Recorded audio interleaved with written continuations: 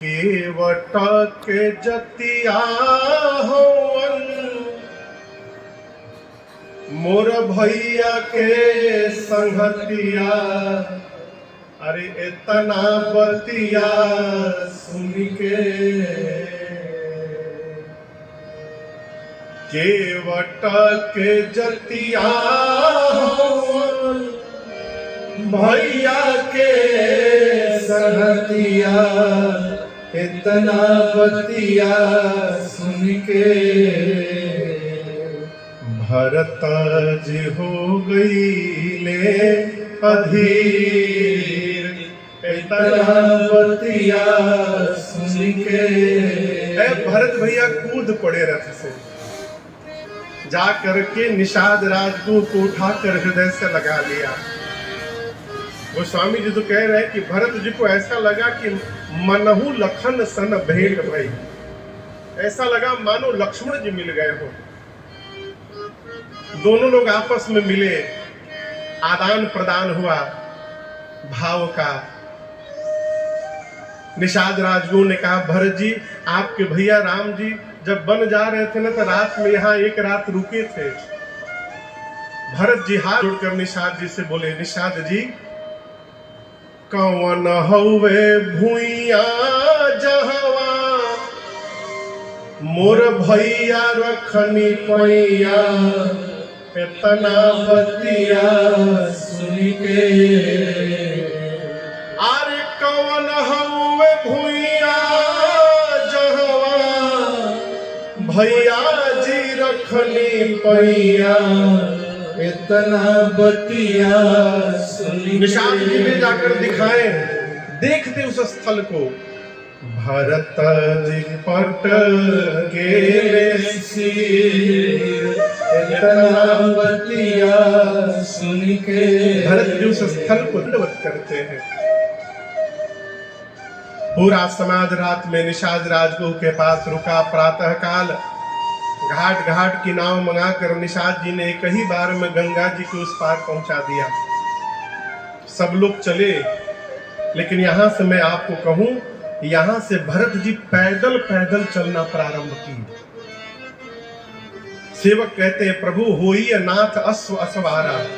भरत जी बोले, देखो मां के कहने के कारण मैं अयोध्या से रथ पर बैठकर श्रृंगवेरपुर तक आ गया, क्योंकि मेरे प्रभु भी श्रृंगवेरपुर तक रथ पर ही बैठकर आए थे। लेकिन भैया गंगा पार करके पैदल पैदल गए हैं, और यदि मेरे प्रभु पैदल पैदल गए हैं तो भरत के लिए उचित है कि सिर भरी जाऊं उचित समोरा। सब ते सेवक भरम कोरा। भरत जी बोले, मैं पांव पे चल रहा हूं ये भी अपराध है, मुझे पैदल पैदल चलना चाहिए, सिर चल के चलना चाहिए। भरत जी पैदल पैदल गए और तीर्थराज प्रयाग पहुंचते क्या दशा भाई विष्णु कहते हैं, झलका झलकर पायन कैसे। झलका झलकर पायन कैसे। पंकज कोश कोश कर्ण जय। पंकज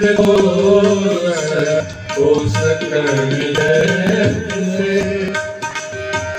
भट पया दही आए आरु। भरत पया दही आए आरु। भयउ दुखित सोई सकल समाजु।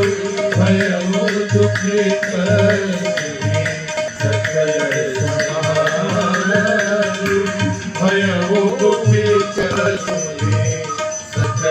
समाजु।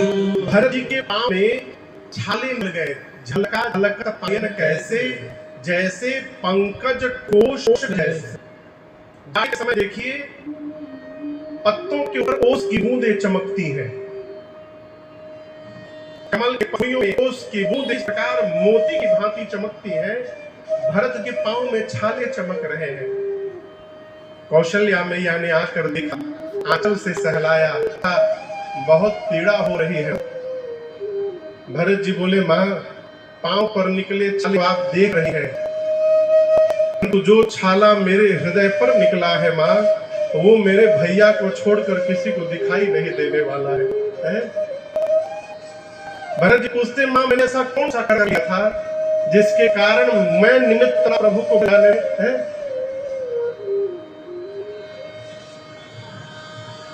करम पट फेड़ा पर से फेड़ा ढता।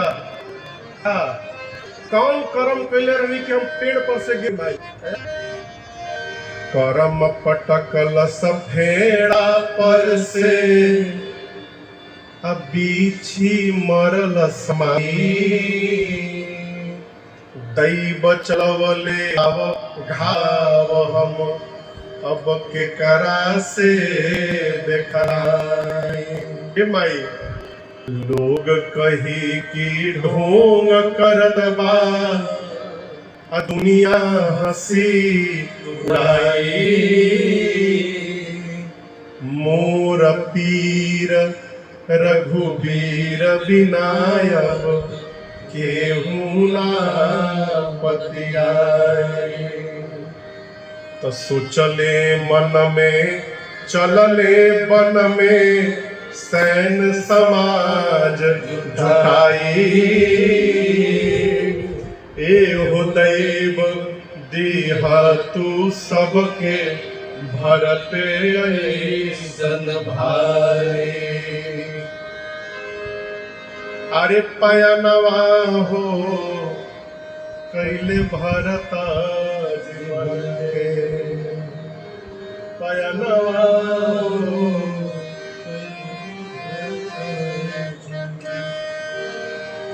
उसी परिस्थिति में भरत जी ने सबकी सूचना ली।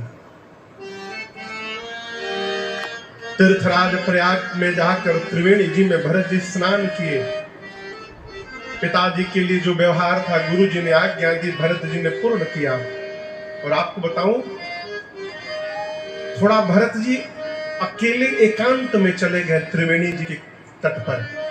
वहां गुरु जी भी नहीं थे सरकार। भरत जी जाकर तीर्थराज प्रयाग से बोले, हे तीर्थराज प्रयाग, मैं जिस घर से यहाँ आया हूं, मैं अपना परिचय आपको देना चाहता हूं।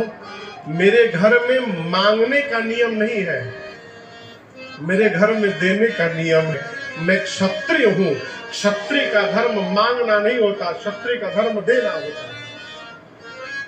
परंतु यदि जीवन में विपत्ति आ जाए ना, तो मनुष्य किसी भी प्रकार का कुकर्म करने को तैयार हो जाता है।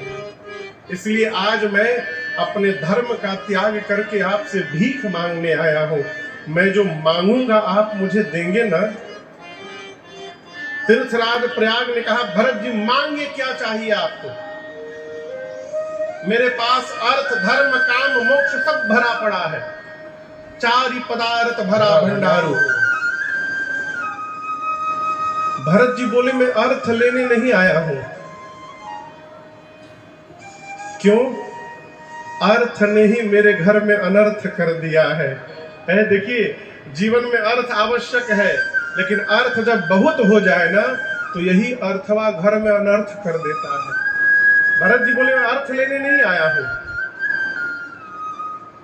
धर्म मेरे जीवन में केवल एक है, अंतिम सांस तक अपने प्रभु की आज्ञा का पालन करते रहना है। ये मेरा धर्म है, मुझे दूसरा कोई धर्म नहीं चाहिए।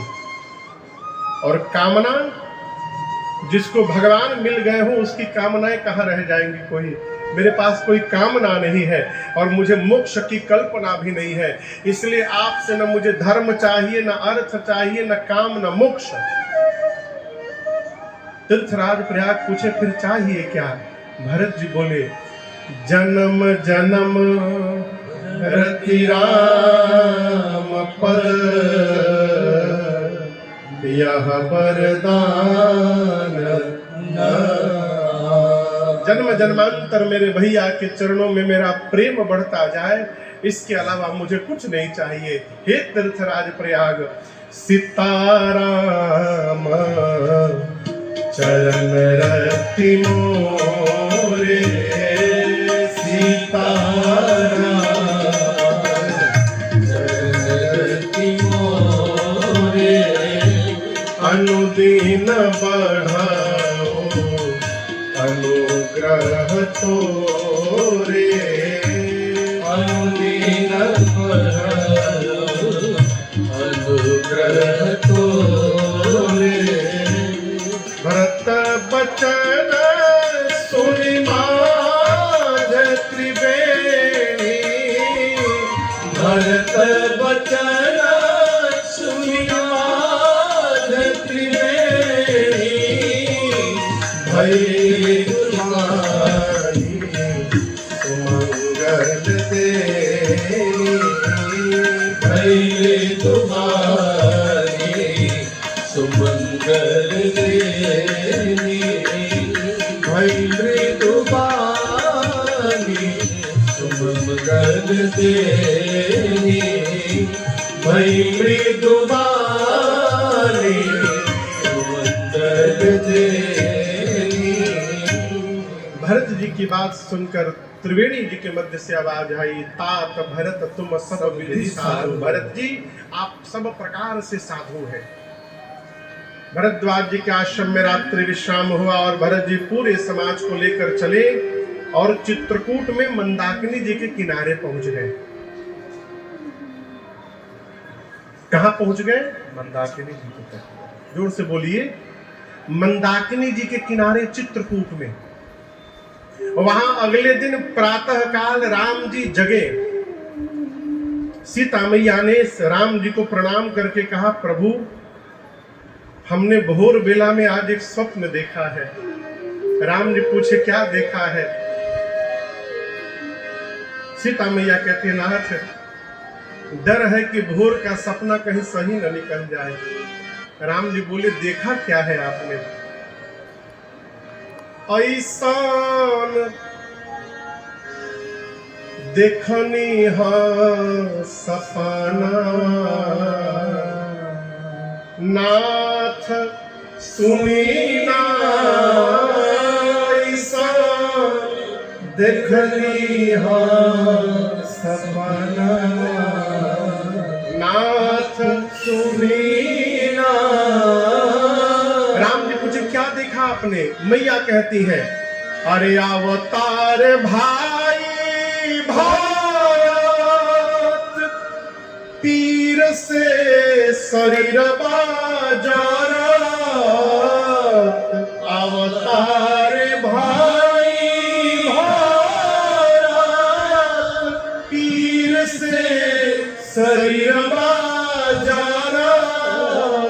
प्रभु उनकर पातर भइल बतानवा, नाथ सुनीना ऐसा देखनी सपना, नाथ सुनीना। मां ने कहा, प्रभु मैंने स्वप्न देखा है कि भरत जी आ गए हैं।